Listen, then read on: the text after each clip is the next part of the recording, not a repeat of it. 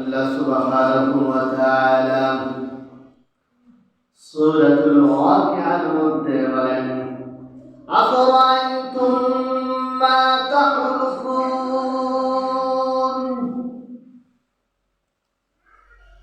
আল্লাহ তাআলা বলেন, তোমরা কি ভেবে দেখেছ তোমরা যে বীজ বপন করো সে সম্পর্কে?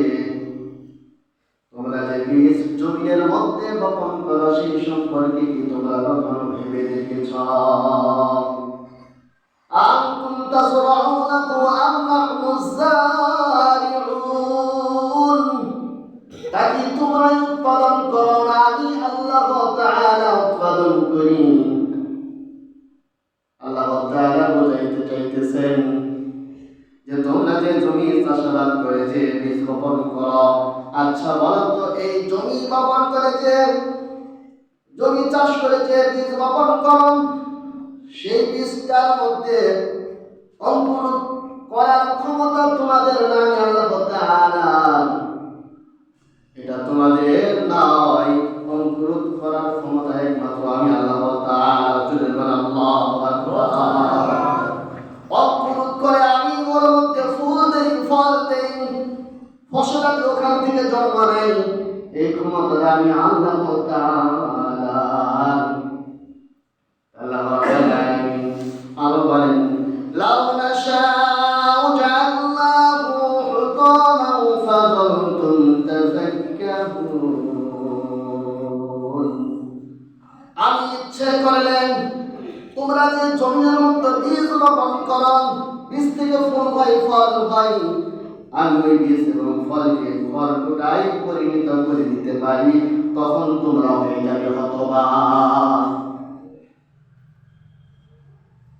আর বলবেন, ইন্না লামুগরামুন। আমরা তো দায়গ্রস্ত হয়ে পড়লাম। শুধু তাই নয়, আরো বলবে, বাল নাহনু মাহরুম। আমরা তো বঞ্চিত হয়ে গেলাম। আমরা যে বীজ জমিনের মধ্যে বপন করেছি, এই বার যদি আমরা এই বীজ বপন না করতাম তাহলে না কতই ভালো হতো। এবার বীজ বপন করার দরুন আমাদের ফসলাদি নষ্ট হয়ে গেছে। এমনকি আরো বলে থাকি, এইবার আমরা বীজ বপন করেছি, যেটা বপন করেছি সেটা আমাদের চলে গেল, আর যেটা আমরা পাওয়ার কথা ছিল সেটা তো দূরের কথা, সেটা তো পাইলাম না। আমাদের তো সর্বনাশ হয়ে গেছে। আমরা যখন জমিতে বীজ বপন করি, বীজ বপন করার পর যখন বীজের মধ্যে ফসলাদি না জন্মে, বীজ যখন না হয়, তাহলে আমরা হতাশগ্রস্ত হয়ে যাই, আমরা দায়গ্রস্ত হয়ে পড়ি। আমরা মনে মনে বলি আমাদের সর্বনাশ হয়ে গেছে, এবার আমাদের জমিতে ফসল হইল না। এরকম আমরা বলতে থাকি। আমি আল্লাহ রাব্বুল আলামিন তোমরা যে জমিনের মধ্যে যে বীজ বপন করো, বীজ বপন করার কারণে সেখান থেকে অঙ্কুর করে সেখানে ফল এবং ফল দিয়ে থাকে। জোরে বলেন সুবহানাল্লাহ। এটা আল্লাহ তাআলার একটি নিয়ামত। সে আল্লাহ তাআলার নিয়ামত আমাদের সকলকে নিয়ামতের শুকরিয়া আদায় করতে হবে। সকলে একবার জুড়ে শুনে বলি আলহামদুলিল্লাহ। এরপর আল্লাহ তাআলার একটি নিয়ামতের কথা স্মরণ করিয়ে দিচ্ছেন, আফরাআইতুমুল মা'আল্লাযী তাশরাবুন। তোমরা কি পানি সম্পর্কে চিন্তা করে দেখেছ? তোমরা যে পানি পান করো সেই পানি সম্পর্কে কি কখনো ভেবে দেখেছ? আনতুম আনজালতুমুহু মিনাল মুজনি আম নাহনুল মুনজিলুন। এই পানি কি তোমরা মেঘ থেকে বর্ষণ করো, না আমি আল্লাহ তাআলা এই পানি মেঘ থেকে বর্ষণ করি জমিনে? তোমরা কি কখনো এই পানি সম্পর্কে ভেবে দেখেছ যে পানিটা আমি আল্লাহ তাআলা মেঘের মাধ্যমে জমিনের মধ্যে বর্ষণ করি? এইটা তোমাদের কোনো আয়ত্তে নাই, তোমাদের কোনো ক্ষমতার মধ্যে নাই। এই ক্ষমতা একমাত্র আমি আল্লাহ তাআলার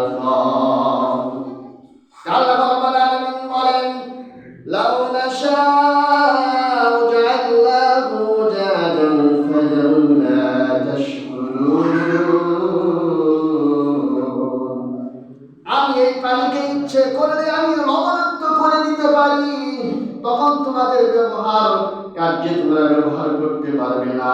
তোমরা এই পানি ব্যবহার করো তোমার খাওয়ার কাজে, তোমাদের পশু পাখি এবং তোমাদের গৃহপালিত পশুদেরকে তোমরা খাওয়াও, তোমাদের থালা বাসন মাজা, তোমাদের নিত্য প্রয়োজনীয় যা কিছু দরকার তোমরা এই পানির মাধ্যমে তোমরা করে থাকো। এই পানি আমি আল্লাহ রাব্বুল আলামিন তোমাদেরকে দান করেছি, এরপরেও তোমরা কেন আমার শুকরিয়া জ্ঞাপন করো না? যে আমি এই পানিটা একটা নিয়ামত তোমাদেরকে দিয়েছি, এই পানিটা পাওয়ার পরেও, পান করার পরেও তোমরা কেন আমার শুকরিয়া আদায় করো না? আমি ইচ্ছা করলে এই পানিটাকে লবণাক্ত করে দিতে পারতাম, আমি দেই নাই। তোমরা এই পানিটা পান করবে এবং তোমাদের যে পশু পাখি আছে তাদেরকে পান করাবে। শুধু তাই নয়, তোমরা যে জমির কাজের মধ্যে, সেচ কাজের মধ্যে যখন ব্যবহার করো, সেই ব্যবহার যেন করতে পারো, সেজন্য আল্লাহ রাব্বুল আলামিন পানিটাকে লবণাক্ত করে দেয়নি। সেজন্য সেই পানিটা আমি আল্লাহ তাআলার কাছে, এটা আল্লাহ তাআলার নিয়ামত। এই নিয়ামত পেয়ে আল্লাহ তাআলার আরেকবার শুকরিয়া আদায় করি, সকলেই বলি আলহামদুলিল্লাহ। আমরা আল্লাহ তাআলা নিয়ামত খাচ্ছি, সেজন্য আল্লাহ তাআলা নিয়ামতের শুকরিয়া জ্ঞাপন করি। সবসময় এটা আমাদেরকে করতেই হবে। শুধু তাই নয়, আল্লাহ রাব্বুল আলামিন তার আরেকটি নিয়ামতের কথা স্মরণ করিয়ে দিচ্ছেন। কোরআনের ভাষায় বলতেছেন, আফরাআইতুমুন নারাল্লাতী তুরুন। তোমরা যে আগুন ব্যবহার করো, এই আগুন সম্পর্কে তোমরা কি কখনো চিন্তা ভাবনা করে দেখেছ? এই আগুনটা কোথা থেকে আসে? তোমরা যে আগুন ব্যবহার করো, সেই আগুনটা কোথা থেকে আসে? আগুন সম্পর্কে কি কখনো তোমরা চিন্তা ভাবনা করে দেখেছ? আল্লাহ রাব্বুল আলামিন কোরআনের ভাষায় সুন্দর করে জানিয়ে দিচ্ছেন, আনতুম আনশাতুম শাজারাতাহা আম নাহনুল মুনশিউন। তোমরা যে আগুন জ্বালাও, এই আগুন জ্বালানোর ঘাস আমি আল্লাহ তাআলা বানিয়েছি না তোমরা বানিয়েছ? আল্লাহ তাআলা প্রশ্ন করে যে এই আগুন জ্বালানোর গাছ কি কাঠ, এই কাঠ কি তোমরা বানিয়েছ না আল্লাহ তাআলা বানিয়েছি? এটা তাদের বান্দাদেরকে প্রশ্ন করে। তখন আল্লাহ তাআলা বলেন, না না না, তোমরা কখনো এটা করতে পারো না। আমি আল্লাহ তাআলা এই গাছের মাধ্যমে আগুন সৃষ্টি করেছি। আরব দেশে দুইটি গাছ হয়, একটি গাছের নাম হচ্ছে মারক, আরেকটি গাছের নাম হচ্ছে ওফার। এই দুই গাছের শাখা যখন একত্রিত ঘর্ষণ করা হয়, আল্লাহ রাব্বুল আলামিন ঘর্ষণের কারণে আগুন প্রজ্বলিত হতে থাকে। জোরে বলেন সুবহানাল্লাহ। আরব দেশের মধ্যে দুইটা গাছ আছে, দুইটা গাছের শাখা যখন একত্রিত করা হয়, একত্রিত করার কারণে, ঘর্ষণ করার কারণে সেখানে আগুন জ্বলে ওঠে। সে আগুন আল্লাহ তাআলা আমাদেরকে নিয়ামত হিসেবে দিয়েছে। সে আল্লাহ তাআলার নিয়ামত দিয়ে আমরা শুকরিয়া জ্ঞাপন করি না। সে আগুন আমরা কি কি কাজে ব্যবহার করি সেটা আমাদের চিন্তা ভাবনা করা উচিত। আমরা রান্না বান্নার কাজে আমরা আগুন ব্যবহার করে থাকি। এই যে প্রচন্ড কনকনে শীত, এই শীতের মধ্যে আমরা আগুন থেকে আমরা তাপ গ্রহণ করি, কি বলেন কথা ঠিক কিনা? এই শীতের মধ্যে কেমন আমরা কি করি? আগুন জ্বালিয়ে সেই আগুনের থেকে আমরা কিনে উপকার নেই।